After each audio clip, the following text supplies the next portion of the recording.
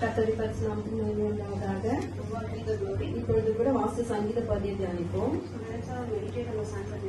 சங்கீதம் 119 9 இருந்து 16 வரை இருக்கிற வசனங்கள்ல சங்கீதக்காரர் என்ன சொல்றாருன்னா, தேவனுடைய வசனம் நம்ம இருதயத்தில் இருக்கும் பொழுது ஒரு சுத்திகரிப்பு உண்டாகும் சொல்றாரு. இதுல சங்கீதக்காரர் வந்து ஜெபத்தை பற்றி, உபதேசத்தை பற்றி, விசுவாச அறிக்கையை பற்றி சொல்றாரு. 9வது வசனத்தை வாசிப்போம். வாலிபன் தன் வழியை எதனால் சுத்தம் பண்ணுவான்? உமது வசனத்தின்படி தன்னை காத்துக் கொள்கிறதுனால் தானே.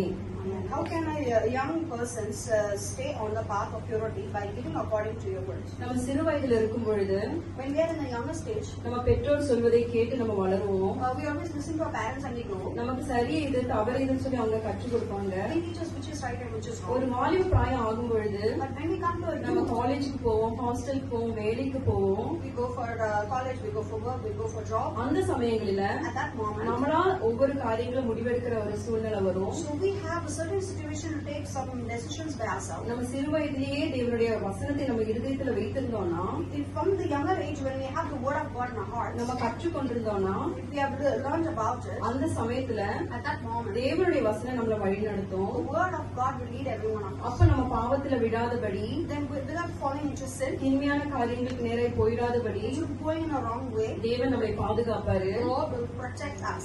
சிறு வயதுல நம்ம தேவனை பற்றி தெரிந்து கொள்ளாம, in the younger age if we don't know about the Lord, வசனத்தை கற்றுக்கொள்ளாம நம்ம இருந்தோம்னா, if we do not learn the word of God, நம்ம உலகத்துக்கு இன்ட்ரோடியூஸ் ஆகும் பொழுது காலேஜ் டைம்ல எல்லாம், when you're getting introduced to the world during your college days, நமக்கு சரி இது தவறு எதுன்னு நமக்கு தெரியாம போயிடும். we will not know which is right and which is wrong. அந்த சமயத்துல at that moment, நம்ம உலகம் சொல்வதை போல, the world as the உலக மனிதர்கள் சொல்வதை கேட்டு, we listen to the worldly people, நண்பர்களை கேட்டு, the friends that we மீடியாக்களை கேட்டு, all the நம்ம media காரியங்களை செய்கிறதாய் போவோம். and we start doing things like அந்த that. சமயத்துல பாவத்துல விழுவோம். at that moment we fall into sin. நம்ம அநேக காரியங்கள் தோல்வியாய் முடியும். many times we face failure. நம்ம அடிபட்டு we just keep getting நம்மளுடைய ஃபியூச்சர் கேள்விக்குறியாய் மாறிடும். our future will become a great அதனால இங்க வாலிபர் வந்து so yeah தன் வழியை எதனால் சுத்தம் பண்ணுவான்னு சொல்லி சங்கீதக்காரர் சொல்றாரு. so the Psalm says that the youth person stay on the path of purity. தேவனுடைய வசனம் the word of God நம்ம இருதயத்துல காத்து காணப்படணும். so we have to protect the word of God in our அவருடைய heart. வசனம் நம்ம இருதயத்துல இருக்கும் பொழுது, when his word is in our நம்ம heart, பாவத்துல விழ முடியாது. we will never fall in sin. நம்ம சரியான காரியங்கள் தேவன் நம்மளை கைட் பண்ணுவாரு. God will guide us with the right thing. வசனம் இப்படியாக சொல்லப்படுகிறது. the word says like வாலிப பிராயத்தில் சிருஷ்டிகரை நினைன்னு சொல்லி, it says that during your youth age remember the word of God. நம்ம ஆதியாகமம் 39ல பார்த்தோம்னா, யோசேப்பு if you see in Joseph's life, யோசிப்பு பாவமான ஒரு சூழ்நிலையில போகும்பொழுது அவரு அதுல இருந்து விட்டு ஓடினாரு. so when Joseph had a situation to sin, he left that place and he ran away. அவர் அங்க நிக்காம ஓடினதுனால அவருடைய முடிவு வந்து வெற்றியா இருந்ததுன்னு சொல்லி நம்ம பார்க்கிறோம். you could see in the Bible that since he left the sin and ran away, he had a victorious life at the end. அதே போல நம்ம சாம்சனை பத்தி பார்த்தோம்னா, so at the same time if you see Samson, நியாயாதிபதிகள் 14ல in the book of Judges, அவர் கீழ்ப்படியாமல் இருந்தாரு. he was disobeyed. தேவனை கீழ்ப்படியில, பெற்றோரை கீழ்ப்படியில, தேவனுக்கு பிரியமில்லாத வழியில போனாரு. he went in a wrong way.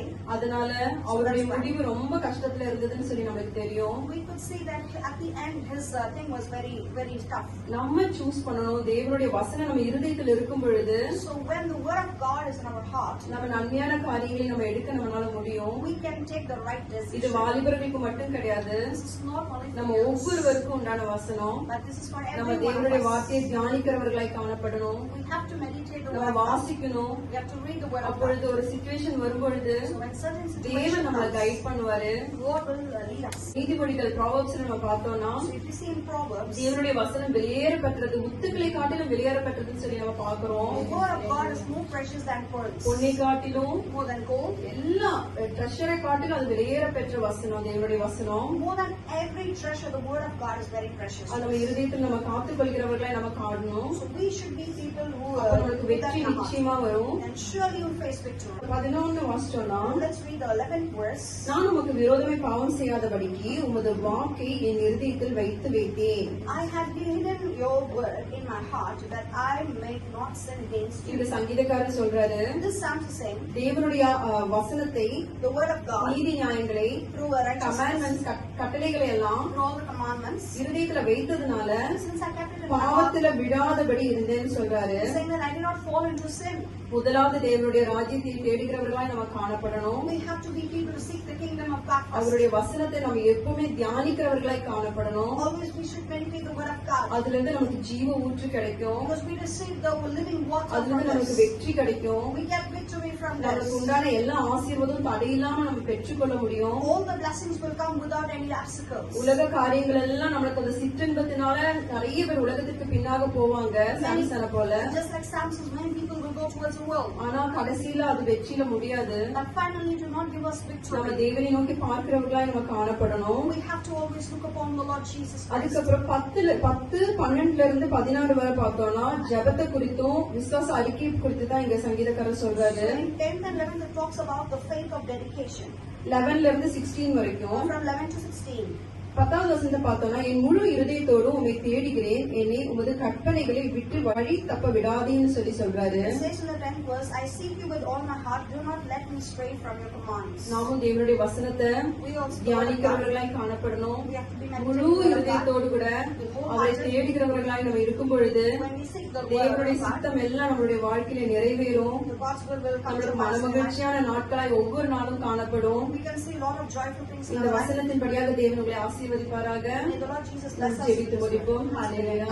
ஸ்தோத்திரம் அப்பா, மே ஸ்தோத்திரிக்கிறோம் அன்பின் பரலோக தகப்பனே. இயேசுப்பா, இந்த அருமையான அப்பா ஆண்டவரே நாளுக்கு நமக்கு நன்றி செலுத்துகிறோம் தகப்பனே. அப்பா, இந்த நாளிலும் கூட தியானித்த இந்த சங்கீத பகுதி உமது கரங்களில தருகிறோம் அப்பா. கேட்டுக்கொண்டிருக்கிற எங்கள் ஒவ்வொருவரையும் உமது கரங்களில தருகிறோம் அப்பா.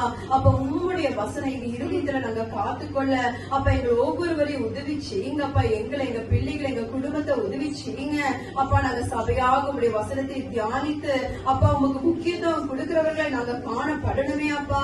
அதுல இருந்து வருகிற சர்வ ஆசீர்வாதத்தையும் சகல ஆசீர்வாதத்தையும் நாங்க பெற்றுக்கொள்கிறோம் ஏசப்பா. நல்ல நிலத்துல விழுந்த விதையை போல அது 30ஆக 60ஆக 100ஆக கனி கொடுக்குமே ஏசப்பா.